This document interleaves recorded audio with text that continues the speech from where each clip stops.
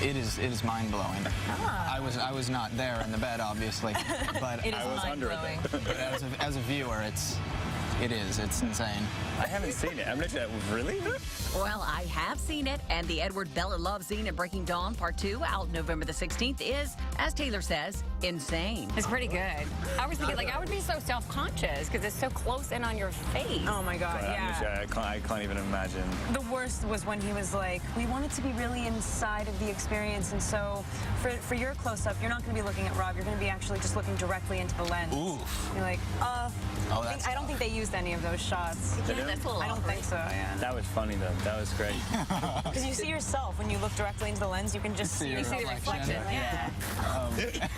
It's awful. So embarrassing.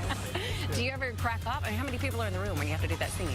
There wasn't many. No? I think people don't really want to watch either. Oh, no, Robert, I think that they do. Yeah, they're all like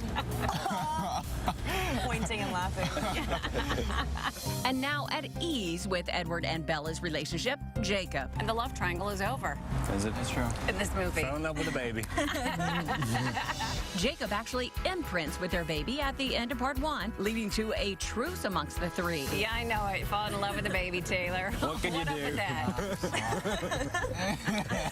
How did it feel going into this, knowing that that huge part of the storyline was done? Very weird.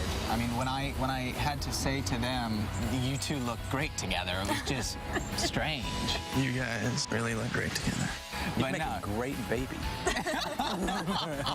That baby, Renesmee in the movie, and in author Stephanie Meyer's Twilight series of books that have sold 120 million copies, prompts a Twitter question. Would Taylor consider returning for a sequel about him and Renesmee?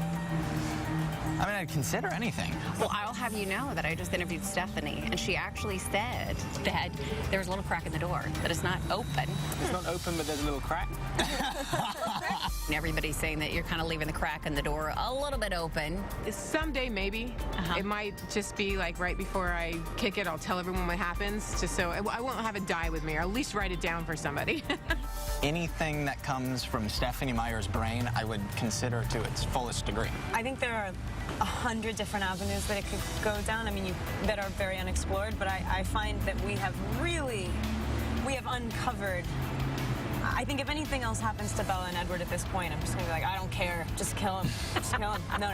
But I'm saying, like, I think at this point they deserve their happiness. It's like, true. just leave them alone. be now.